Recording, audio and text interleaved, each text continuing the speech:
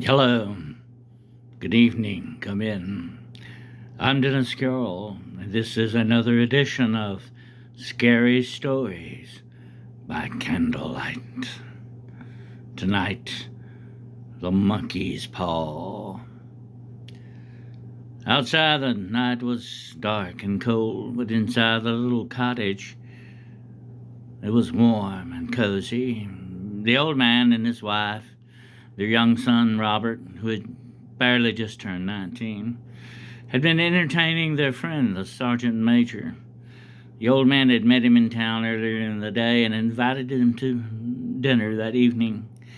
Dinner was over, and the men were sitting by the fireplace as the wife knitted slowly, with the knitting in her lap. The sergeant major told them about all the stories and places that he had seen all over the world, the weird and bizarre things he had run into, the fakers, the shaman, the cobra kissers, all the things he had seen in all of his travels all over the world. They were talking about these things as the night wind outside moaned and groaned around the eaves of the old house. Robert especially was interested in all the things that the sergeant major was talking about. As the men slowly drew at their cigars, the sergeant major pulled a strange object out of the vest pocket of his coat. A small, dried up, mummified mummy's paw. He looked at it slowly and then said, "You know, this thing is cursed. Whoever owns it supposedly gets 3 wishes, but it never did mean any good." And he threw the thing in the fireplace. The old man rushed over with a poker and pulled it out and said, "If you're going to throw it away, let me have it." The sergeant major said, "Sure, go ahead, but be careful. Everything you want sometimes comes with a price." Well, they talked a little while longer, and the sergeant major finally left. And the young man's son, Robert, said, "Dad, what do you think about that monkey's paw? Do you think that's real?" And the old man said, "It's probably just another one of those stories the sergeant major told." And Robert said, "Well, what if it is real? Why don't you make a wish? Take the monkey's paw in your hand and make a wish and see what happens." The old man laughed and said, "It's just probably a story, son, but I'll do it." So he reached over and he picked up the old monkey's paw. He held it in his hand and he slowly said, "I don't know what to wish for. I've got everything I want." And Robert said, "Well, why don't you wish for enough money to pay the mortgage of the house off? How much would that be?" The old man said, "Well, $5,000 would do nicely to pay the mortgage off." Robert said, "Do that. Wish for $5,000. And the old man said, "Okay." Just joking a little bit with his son, he said, "I'll do it." He said, "I wish for $5,000. And the man had a strange look on his face. The old man, he almost dropped the monkey's paw and he threw it back over on the mantel. And Robert said, "What's wrong, Dad? What happened?" And the old man said, "I felt like it moved in my hand when I made that wish." But they laughed about it and went to bed. 2 days passed. Nothing happened. Monday came around. Robert went to work. He worked at a nearby factory. And the old man and the woman, they puttered around the house doing little odd things that needed to be done. Along about lunchtime, the old man noticed a man out on the street walking up and down the sidewalk in front of their house. Their house, by the way, was the only house on that end of the street. It stood alone.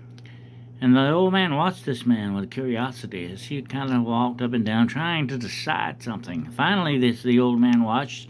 The man seemed to decide to make a decision, so he came up to the door, knocked on the door. Well, the old man went to the door and opened it up, and the man said, asked him his name, and the old man said, "Yes, that's me." He said, "Well, can I come in for just a few minutes?" And the old man said, "Sure, come on in." And he took the man into the parlor where the wife was sitting, and the old man sat down on the couch across from the man, and the man said, I'm here for a very sad reason. Said, there's been an accident where your son Robert works at the factory.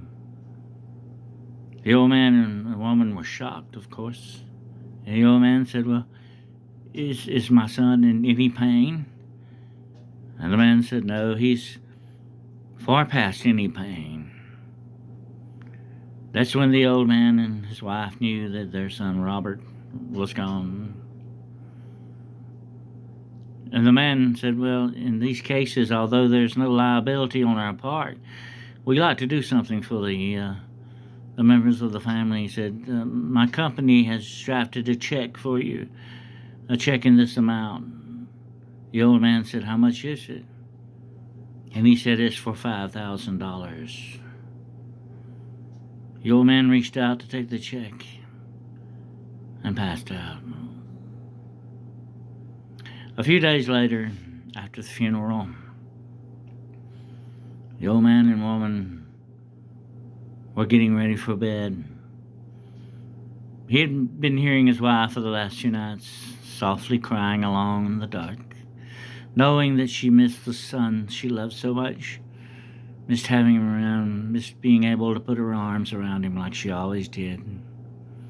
He knew what she was going through because she was going through the same thing, although he, being a man, took it differently than she. And that night in the dark, as they lay there in the bed, neither one of them was asleep. They could hear the other breathing. And the old woman suddenly sat up in bed and said to her husband, the paw, the monkey's paw, why didn't I think about that? And the old man said, what are you talking about? She said, the monkey's paw, go down and get it. Go down and get it off the mantle. Bring it back up here and wish our son back alive. She laughed. This is what we've been looking for. This is what we need.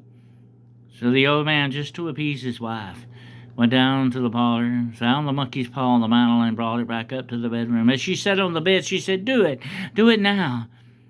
So the old man took the monkey's paw in his hand, and he said, I wish our son Robert back alive. He dropped the monkey's paw then because it moved again in his hand. He dropped it there on the floor of the bedroom. And they sat there and waited and waited and waited.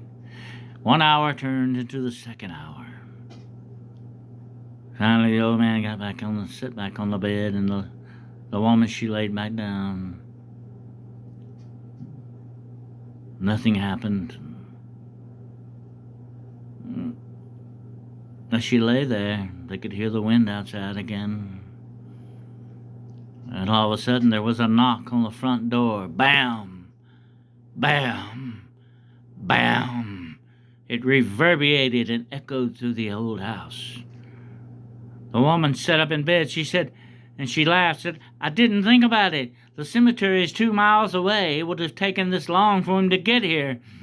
She quickly got up, put on her gown, lit a candle, and went down the stairs outside. He could hear his wife going down the stairs. When she got to the front door, of course, the latch was over her head, so he was looking for a chair to put up at the door and to get the latch open on the front door. The old man, meanwhile, was scrambling around on the floor of the bedroom, looking for that monkey's paw, desperately trying to find it. Oh, God, I've got to do something. I can't let that thing come back. I can't let that thing that's not our son, that thing that's waiting outside the door. Bam! Bam! Bam! Again, the knocking echoed throughout the house.